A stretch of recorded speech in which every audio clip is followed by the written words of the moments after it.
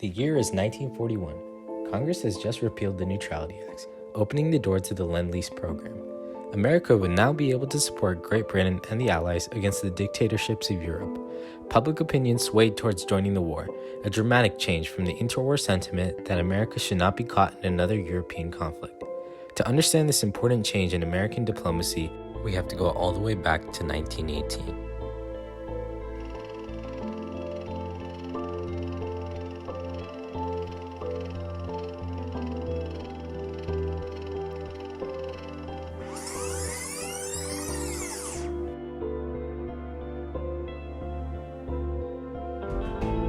By this year, World War I had just ended and it had been the biggest conflict to date. The US had to take a stance on how their foreign policy would shape out. However, President Woodrow Wilson and Congress had different ideas about how that should be done. Wilson's 14-point plan had a resolution to create the League of Nations, and although it was established at the end of the war, Congress did not allow the US to join. America had won, but at what cost? By the time the war is over, there isn't a clear sense of the United States won. Well, what? What did the U.S. win? Exactly. And Wilson made it clear that the U.S. was not fighting to gain territory or treasure or finances. It was fighting for these abstractions like freedom of the seas and democracy. Looking back, many Americans saw joining the war as a mistake and did not want to take part in one again, setting up an isolationist policy for the next 20 years in which America tried to stay out of foreign conflict. To be clear, the term isolationism in this period did not mean that America would stop trading or signing pacts with other countries. They just wanted to stay out of the war and be neutral, and there were a number of reasons for this.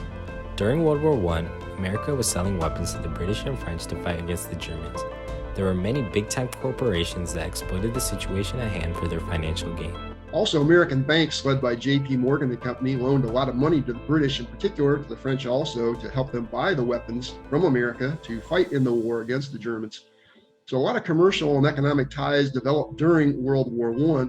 And as Americans got drawn in, our shipping getting sunk by German submarines carrying the supplies going over to Europe that we were loaning the Europeans the money to buy, that drew America closer into the war.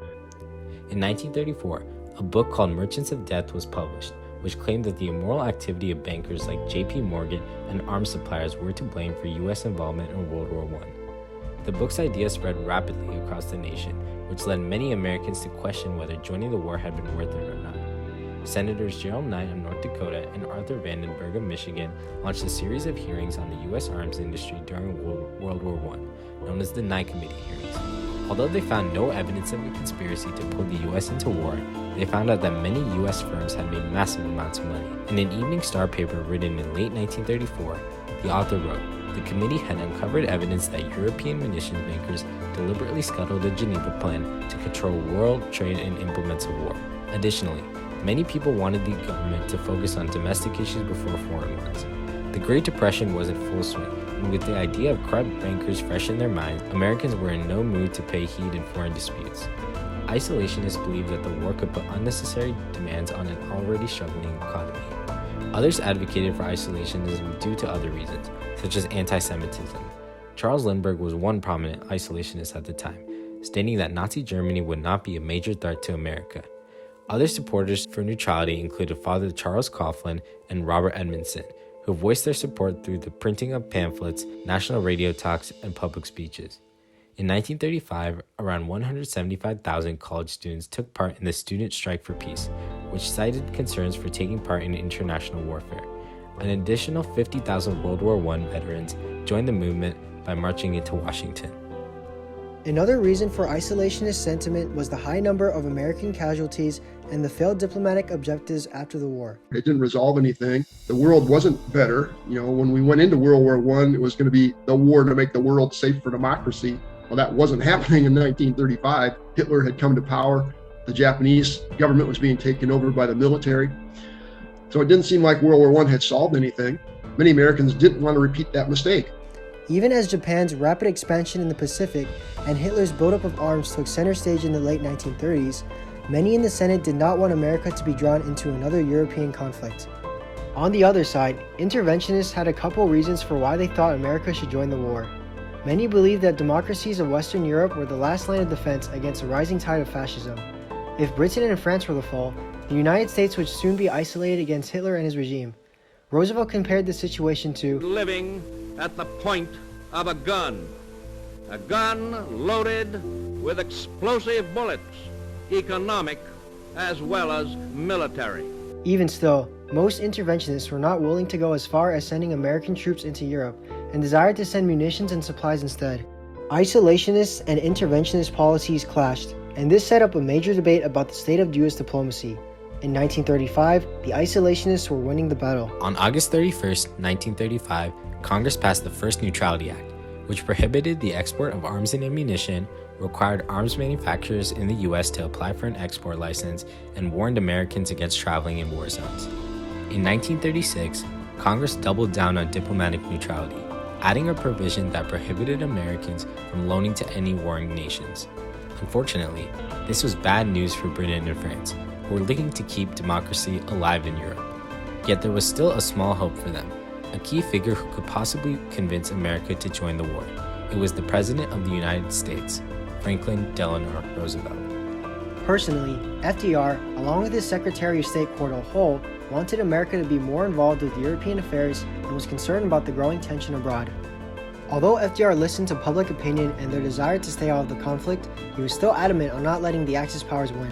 In 1937, FDR made his Quarantine the Aggressor speech, in which he suggested that he should be able to designate countries as aggressors and impose embargoes on them, as well as be able to support resisting nations. Although he did not succeed in this attempt to change the policy, he did end up persuading Congress to adopt the first Neutrality Act to include a cash-and-carry policy. Britain, France, and other allies were now allowed to purchase supplies from the United States under two conditions. They paid in cash immediately and transported the provisions on their own ships. A third Neutrality Act was later passed after the fall of Czechoslovakia to Nazi Germany, and this extended the cash-and-carry policy to arms. FDR's legislative battles to repeal or adapt the Neutrality Acts relied heavily on public support. So in order to keep public opinion on his side, he constantly reminded the American people that they would only fight if provoked. When he said, we'll not send our boys to fight in a foreign war, and that's exactly the language he used. He said, we're not going to send American boys to fight in a foreign war.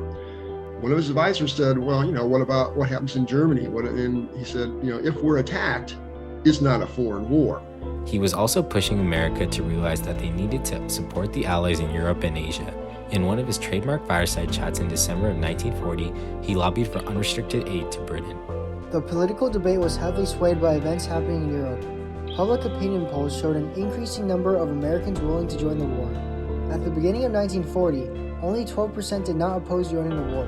But as France fell and the threat of Nazi-occupied Europe seemed very real, that number spiked to 68%. Both isolationists and interventionists sent hundreds of letters to Congress in an attempt to influence their decision. With the scale hanging in the balance, FDR saw this as an opportunity to push through a Lend-Lease program that allowed countries to pay for munitions and supplies later, therefore nullifying the cash-and-carry policy.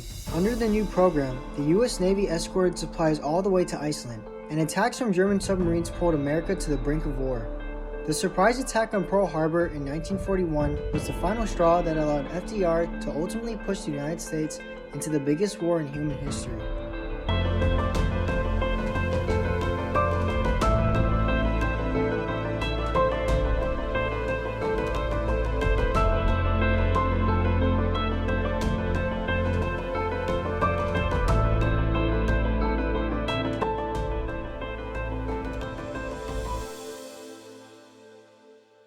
The Neutrality Acts were a source of debate between isolationists and interventionists, and its repeal represented a major shift in U.S. diplomacy. After World War II, the United States emerged as a global superpower. With its new interventionist stance, the nation became very active in foreign conflicts, such as taking part in the Korean War, Vietnam War, and Operation Desert Storm. The lessons learned from the Neutrality Acts are applied to many foreign affairs today, such as tensions between Ukraine and Russia. We don't sell any oil to Ukraine if they get invaded. We don't sell them any weapons, but we loan them billions of dollars so they can buy weapons from somewhere else. Well, then we're still getting involved. The Neutrality Acts serve as a learning point and set an example for how American diplomacy shapes out in the 21st century. As FDR once said, "I do not look upon these United States as a finished product. We are still in the making."